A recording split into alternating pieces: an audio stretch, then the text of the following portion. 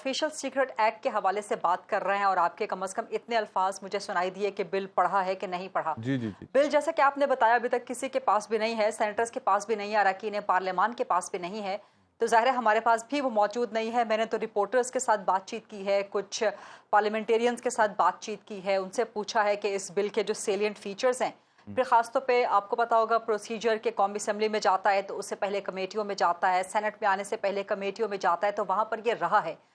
Committee के मेंबरान से मेरी बात हुई है तो जो सेलिएंट फीचर्स उन्होंने बताए हैं, फिर जिस तरह आपने भी कहा कि यहाँ वहाँ से रिपोर्ट्स आती रहती हैं, मौक़िफ़ आते रहते हैं, तो जितना इस वक्त मेरे सामने है कम से कम मुझे इस बिल में कोई काबिल एतराज़ बात उस हद तक नज़र नहीं आती जितना मैंने पढ़ा, माजरत के साथ जितना मैंने सुना है इस बिल के बारे में। और कहाँ से सुना है वो सब बातें मैंने आपको बता दी हैं कि जो लोग इस प्रोसेस में जो लोग इस प्रोसेस में इन्वॉल्व हैं उनसे मेरी बात हुई है ना। अच्छा, किससे? नहीं, पर्सन XYZ, पर्सन ABC से बात नहीं हुई ना, उन लोगों से कि जो इस प्रोसेस में इन्वॉल्व हैं, मिसाल के तौर पे इस बिल को वेट कर रहे हैं, जो इस बिल पे डिबेट कर रहे हैं। मैंने अभी तो आपके सामने एक तफसीली बताई है गुफ्तगू सारी, कि जो कमेटी के मेंबरान हैं उनसे गुफ्तगू हुई है, जो पार्लियामेंटेरियंस हैं उनसे गुफ्तगू हुई है, तो ये सब लोगों से, रिपोर्टर से मेरी बात हो रही है। ठीक है, तो उन्होंने आपको जो बताया है कि इस बिल में ये लिखा है, आप कह रही हैं कि वो जो मेरे तक मालूमात पहुंची हैं वो आपको काबिल एतराज़ नहीं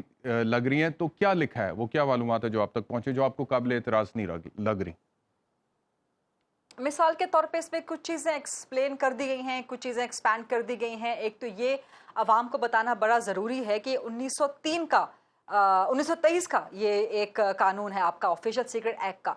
आप खुद लॉयर हैं, बैरिस्टर एहतशाम, आप जानते होंगे कि हमारे जितने भी कवानीन हैं, CRPC का या दीगर कवानीन, वो अंग्रेज़ के बनाए हुए, 18वीं 19वीं सदी के अवाइल के बने हुए वो भी कवानीन हैं। 1800 किसी साल का, आज मुझे एक लॉयर हमारे साथ मौजूद थे मेरे भी प्रोग्राम, मुझे वो बता रहे थे कि आपका जो CRPC का लॉ है वो 1800 समथिंग का बना हुआ है, दूसरे लॉ, टैक्स लॉज वगैरह वगैरह, ये आपके पुराने अंग्रेज़ के दिए हुए कवानीन हैं, जहाँ पर आप हेयर एंड देयर कुछ ना कुछ फ्लेक्स करते रहते हैं, एड अप करते रहते हैं।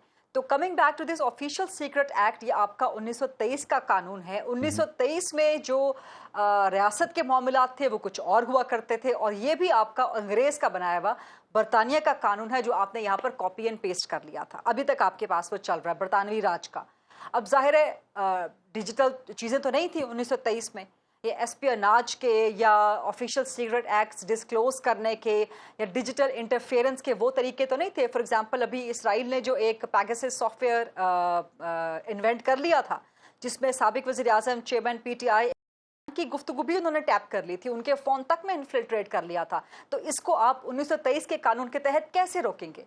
ये आपके फिर सीक्रेट एक्ट की खिलाफ वर्जी हो सकती है ना, ये आपके जो स्टेट सीक्रेट से कंप्रोमाइज़ हो सकते हैं किसी न किसी तरह से।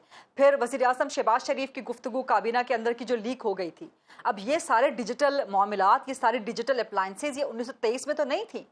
सो अब अगर ख्याल आ गया है, हुकूमत को ख्याल आ गया है कि इन चीज़ों को ठीक किया जाए, वज़ारत कानून को ख्याल आ गया, तो मेरा ख्याल है कि इसको अप्रिशिएट करना चाहिए, लेकिन इस पे एक स्ट्रिक्ट चेक एंड बैलेंस होना चाहिए। और चेक एंड बैलेंस अवाम का होता है सबसे बड़ा, पार्लियामान अवाम के नुमाइंदा है। अब 5 दिन बाद पार्लियामान ये ख़त्म हो रही है, धड़ाधड़ कानून साजी हो रही है, तो इस प्रोसेस पे एतराज़ है कि इतनी जल्दी के साथ आप कर रहे हैं। रज़ा रब्बानी साहब ने भी यही बात की कि मुझे लग रहा है कि मैं सेनेट नहीं पता नहीं कहाँ पे आ गया हूँ कि जहाँ पे धड़ाधड़ कानून साजी हो रही है। प्रोसेस पे आप एतराज़ कर सकते हैं, लेकिन बिल ज़रूर अवाम के सामने आना चाहिए, पार्लियामेंटेरियंस को मिलना चाहिए जो कि अवाम के नुमाइंदे हैं, मीडिया के सामने आना चाहिए ताकि स्क्रूटनी हो सके, वेटिंग हो सके। लेकिन ये जो एक बात मैंने बहुत लोगों से पूछी है, मैंने रिपोर्टर से पूछी है, मैंने पार्लियामेंटेरियन से पूछी है कि क्या इंटेलिजेंस एजेंसीज को ब्लैंकेट इख्तियार दिया जा रहा है, ब्लैंकेट ऑटोनॉमी दी जा रही है कि वो कभी भी किसी के घर में घुस के उठा लेंगे?